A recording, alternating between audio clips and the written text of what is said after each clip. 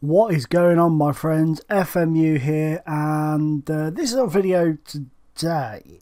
I get a lot of people messaging me saying, do you go off scout reports or do you go off your own judgment and go on stats basis and stuff like that.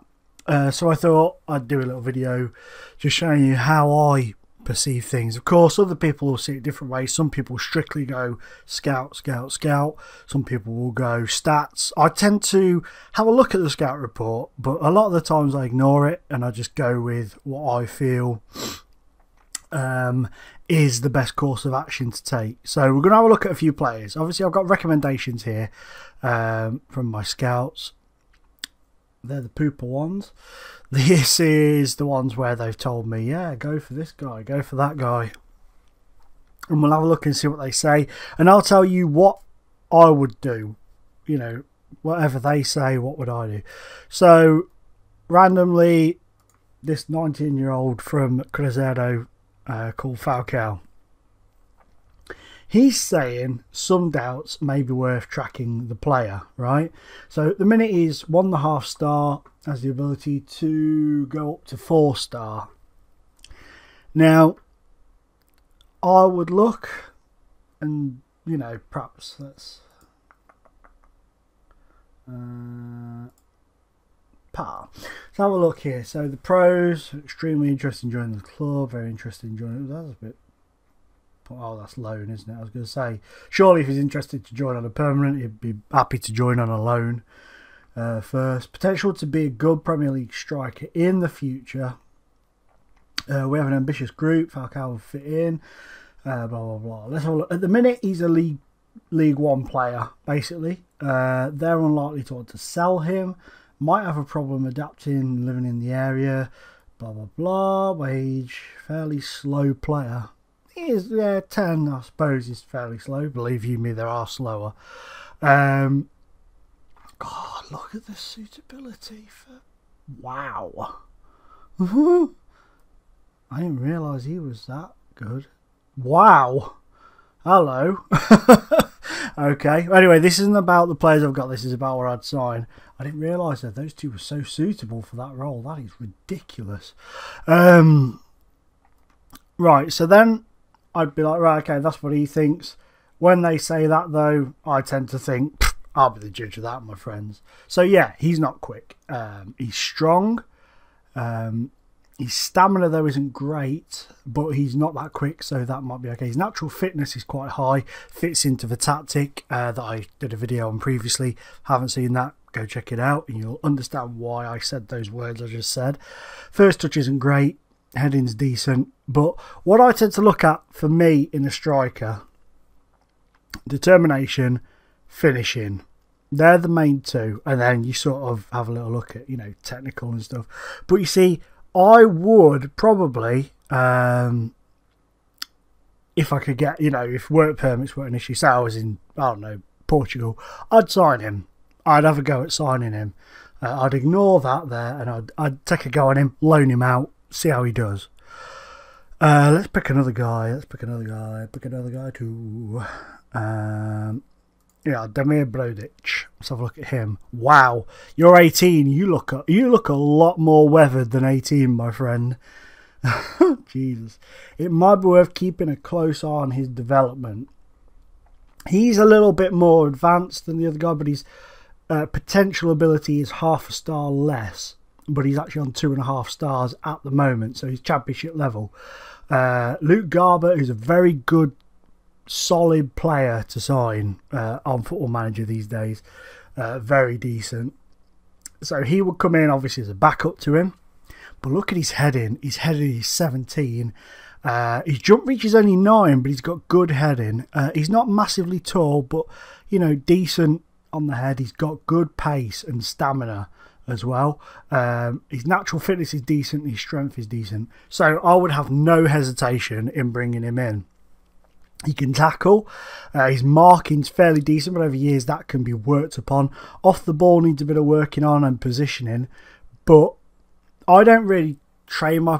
You see, the way I do things is I don't do the trainings side of things. I let my assistant or my director of football or whatever sort of staff I've got going on at the time, I let them do all that side of stuff.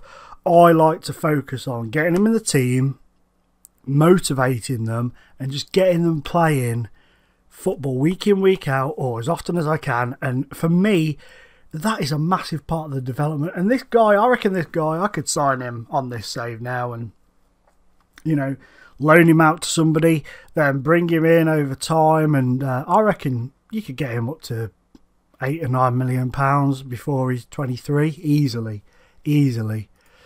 So that's another guy. Let's have a look who else we've got. Is that you? Is it? Donat Bonalaire. Wow. Bit of the old Rude Hullet going on there. Again, very good heading. This guy I could tell you straight away I'd be interested in. Not even looked at this, but I'd be interested in. But look, he would need to learn the language, that's true. But look, you see, I didn't even look at that, but potential to be a world-class central defender in the future. So, straight away you could tell. A lot of it is to do with playing them, developing them right. If you see, when it comes to loaning players out, one thing I like to do is I like to players, you know, if it's like your little youth team players you know are never going to get anywhere, but you want to keep them around for a little bit, you know, give them a chance, loan them out. I loan those guys pretty much to whoever the director of football thinks is fine. When it comes to a player like this guy, there would be specific teams I'd loan him to. Say, I don't know, let's have a think, just throw a few random teams. Ipswich, Benfica, Werder Bremen, Twente. Ipswich are currently in the Championship struggling, so that wouldn't be on this save. You see, I know this stuff because I'm continuously checking on the leagues to see who would be a good team if they came in for a player to loan to and stuff. So Ipswich are struggling at the bottom of the Championship. He would be involved in the relegation battle. It wouldn't be brilliant bringing him into the country and then saying, right, go to Ipswich, where 1, you don't speak the language, 2, you don't know anybody there, 3, you're in a relegation battle and they're shipping goals. Good luck with that, my friend. Benfica, very good side. Depending on what their squad status is at the moment, player-wise, he might start a lot of games, but he may be more than likely to be sort of a rotational player, come in and out of the team. Whereas FC20, because this is quite an updated thing, database I'm playing off, they are financially in trouble at the moment, and they still are sort of up and downy on this save at the moment. So I would probably send him there because they're in the top division, they're not struggling, but they're not doing brilliantly well. He would make a difference there to them. They would make a difference to him. He would come back. I would probably start him in the pre-season, the following season, and see how he does. Perhaps put him in the team, see how he goes. And to be fair, looking at these stats compared to the players who've got their team at the minute, he would be a first-team player by next season, if not by halfway through this season, if I didn't loan him out. It's as simple as that. But honestly, I know you can't see me. I should have done this with a face cam, but I've got a massive screen in front of me, and I honestly, the only thing I looked at when I went in was first the player picture, because I don't know why. Sometimes I will look at players, and if they don't have one of the newer heads, if it's a normal Football Manager regen head, I won't sign them ridiculously, because I don't think I don't know why I don't like the regen faces, new gen, whatever you call them, faces for the standard Football Manager ones. It's a bit bizarre, really, a bit weird. Just a personal thing, that is a bit of a weirdo on that front. But yeah, the only part I looked at was that there, and then these here. And then obviously after I looked at that and I said straight away I could tell you I'd sign him, I looked at that and then I was like, oh, hello. And then I looked down here and I was like, hello. You know, it's sort of, I'm there, I'm on the boat with him. This guy here, I know, I've played against him in the FA Cup when I played Wigan in the Cup last season. They've been relegated for the Premier League. Now look at this here. Look at this ridiculousness here. It might be worth keeping an eye on his development. Moron. Now, there'll be players on the game, new gens, when you go through, that you will start to recognise. And you will start, if you're like me anyway, I mean, I'm not going to preach to everybody. But what I do is I noticed him when, I think, was it 20? It might have been 20 years. That no, her even. I noticed him because I saw, you know, on the little drop down menu that comes up when you click through and it says such as loan to whoever. I saw he had gone to Inverness on loan, and I'll be honest with you, it was the the new gen sort of face that caught my attention, because I like looking at all the different sort of hairstyles and beard combinations that go on. So I had a look at him and I saw he was at Inverness, and at that point I was at Wickham I'd just been promoted from League 2 to League 1, was it? No, tell a lie, sorry. I was at Wickham in League 2. I started at Exeter, lost in the playoff semi-finals, and didn't renew my contract. I sort of said to myself, I'm going to go in. If we take them up, I'll stay. If I don't, I'll go. Wickham stayed up on the final day of the season before. I went there, won the league with them that's when I first started picking up on my 4-3-3 tactic. And I was looking at that and I thought, I'll keep heading back as a forwards. Thought, hey, this guy, you know, he's going to be fairly decent. But obviously I couldn't sign him because of where I was and where he was. Then he went back to Realism, had a fantastic season. Then he went to Wigan in the Premier League and bossed it. Now I think you probably have to pay 45 million for him. But there, see, on the cons, it cost us 39 million to bring him in, probably from a Championship club. He is continental. He's played for the Dutch team. You know, you don't even have to look at this or this. You could scratch those off. Just look at the stats. If you like the look of the stats, this is my personal opinion, okay? It doesn't always work. Sometimes you sign players off the stats and they're terrible. You know, it does happen. They can't hit a cow's backside with a banjo despite having 18 finishing, 18 composure. It just doesn't work for them. But this guy, straight off the bat, if I put my hand over my eye as I'm doing now, you can't see, but I'm definitely doing it, look. Slapping my hand on my face. I would just look at those stats, and I'd be like, sign, but I know I can't afford him now, so I'm not going to. But you know, I mean, I may try it. I might try and, you know, perhaps tickle their fancy with a bit of dollar. Another Brazilian, £22,000. Not too keen on that look, my friend. But look, straight off the bat, mine. Want him. Straight up, no looking over the other side, want him. Get him for between 250 and 525k if, you know, you can get past the work permit stuff. But for me, that guy there, very decent midfielder. First touch, superb. Passing, decent. Technique, very good. What's his flair? His flair's pretty poor, but he's quick.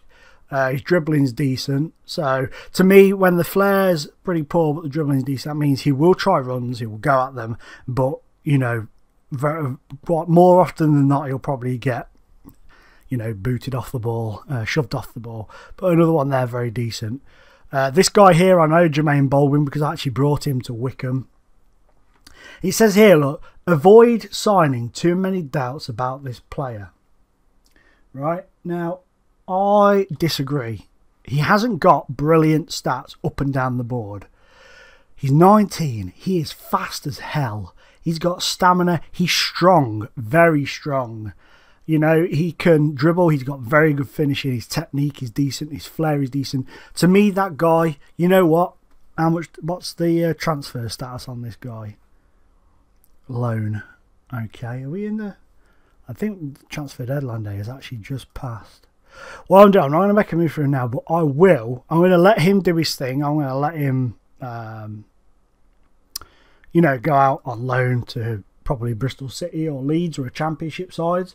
It says here though, look at this. This is how stupid this guy is, right? This is how thick this scout is. This is what annoys me sometimes. They don't use the logic. They don't look at it. I know it's only a computerized thing, but this is where sometimes I think the scouts and that are lacking on Football Manager. Avoid signing too many doubts about this player. Cons. Good signing for a Vanarama Conference side. Okay. I know he does dread playing in big matches. Fair enough. Whatever, man. Whatever. You know, it's going to cost us 675 to 1.7 million to sign him. That's not too bad. Happiness has requested to leave. Now that's a decent one, because that means now we know he wants out. They are kind of pressured to sell him as well. So Thank you very much. But one thing I know, I managed this guy at Wickham. I brought him in. I loaned him out to Cheltenham. And he smashed the living daylights out of the conference. I left Wickham when they were in League One to come to Coventry, who are also in League One. And I've gone up with Wickham since then, but Wickham have gone back down to League Two. But he couldn't get back in Lee Clark's side. Lee Clark wouldn't take a chance on him, which I thought was silly. But he would sell him for 475 grand to West Brom. Now West Brom are umming and ahhing over him, and he's not happy. So, you know, for me, so when you get a player like, have a look at that. If they've asked to leave, that goes in your advantage. Some of them are going to be a risk. I mean, you could sign him and he could be an absolute idiot. You know, he could be one of these players who, you know, you get the such and such was seen staggering out of a nightclub at 3 o'clock in the morning the day before a game, sort of stuff. He could be one of those.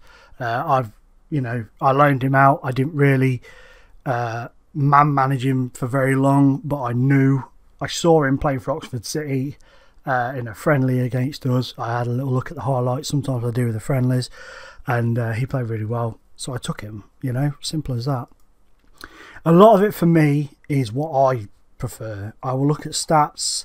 If I like the look of certain stats, then I will bring them in. Let's have a look at this guy here. Flathead.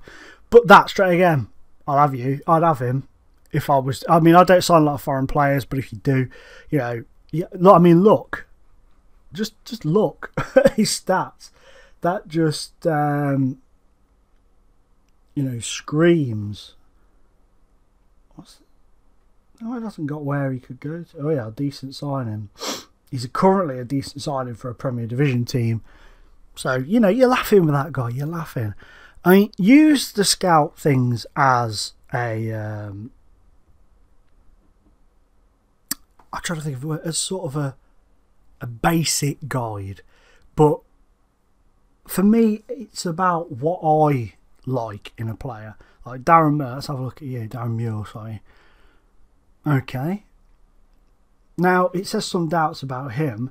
Instantly, when I looked at him, you know, the key, you know, the main key ones for the players, which are the technical ones, are always the first ones I tend to look at just to see technically how good they are.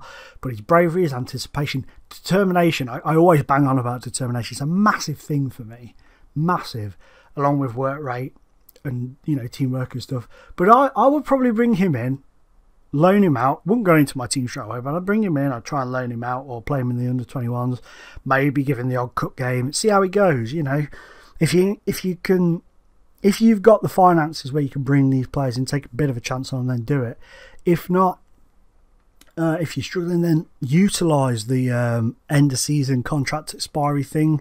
You know, just head on over to the search engine for your thing. Hit the quick search, drop down menu.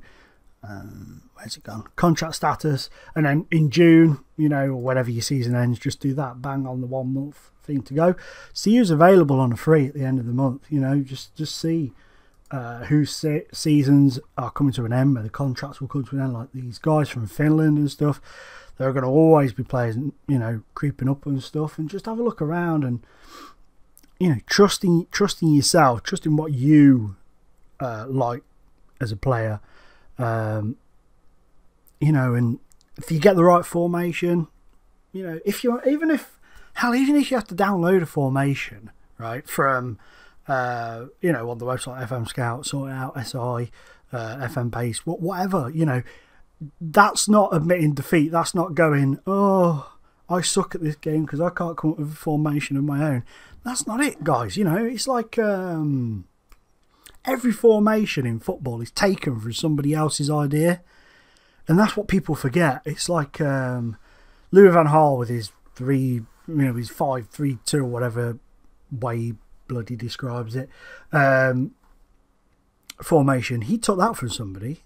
You know, he didn't just suddenly go, I'm going to revolutionise the game of football and just randomly play 3 people at the back. You know, he didn't do it. Somebody did, you know, but it's kind of like, imagine if in real life football it was like people who say on Football Manager, oh, that's such and such formation, you can't use that, you're giving up, blah blah blah. Imagine if like Jose Mourinho turned around to I don't know, someone like Gary Monk and said, I'm telling on you because you're using the same 4-2-3-1-7-12, whatever formation he used. You know, it's ridiculous. That's how football evolves, and it's the same on Football Manager. I download Football Manager tactics and then I tinker with them and alter them to my own device. I mean, the thing is with Football Manager, it's very rare that you're going to create a tactic that somebody else hasn't already created. And, you know, people like that's impossible. It's not. The amount of people that play the game, the amount of people that tactically know what they want to do. And, you know, if you want to play passing football, you and Frank are probably going to want to put the same sort of ideas into the same tactic sort of thing. So, you know, that's what we're all here for. We should help each other and not bitch and scream at each other about who found such and such first. It's just ridiculous. But, sorry, that's me getting annoyed about some idiot that messaged me on on YouTube earlier today. If he was stood in front of me, I'd have punched him in the face. I really would have. But anyway, enough about that. But that's it, guys. I mean, this might not be that helpful, but this is just what I do. I literally will go through and I'll think, I need a new goalkeeper. You're Adam Lonsdale. I know he's a goalkeeper because I've looked at him before. I'd click on him and I'd look at the stats and I'd think, you might be worth a bit of a punt, actually. And then sometimes I would go, I wonder what the scouts think. You know, so I'd go over here. If you got more than one scout report, perhaps flick through, see if they tally up a bit. If you fight, one thing as well I've noticed is when it comes to scouts, if you can find a scout that when they do a report on a player, you agree with most of the stuff that they put on there. You know, if you look at the stats and it tallies up with what they kind of think of the stats, then get them looking for your players for you. Because, you know, you both... There is a scout on the game that will see the players on this game the same way you do. If you can find that guy, it's a big help because he will always back up what you think. Like now I could look at this guy, Adam Lonsdale, and I could think he's a bit too eccentric. And then you can look down here, and I don't know if it says... I'm not going to look through it. But say there it could say... too eccentric, you know, too risky, whatever. Then you think, if two of us think it, even though that's a computerized response, you know, if two of us think it, then maybe that's the case. So we move on, look at somebody else. But guys, that's the way I kind of look at it. It's the way I go about it. Hopefully that's been some sort of help to people out there. But if not, I apologise. Please don't hate the player, you know. I'm just trying to help those who see things a very similar way to me. But please, guys, let me know below if this has been any sort of help to you. The comments are always great. Like the video if you've enjoyed it. If you haven't enjoyed it, you know, you don't have to leave a dislike. You can just comment and say, wasn't helpful, but thanks anyway, you know. It's been nice to get something like that instead of people some idiot put an F on one of my videos the other day.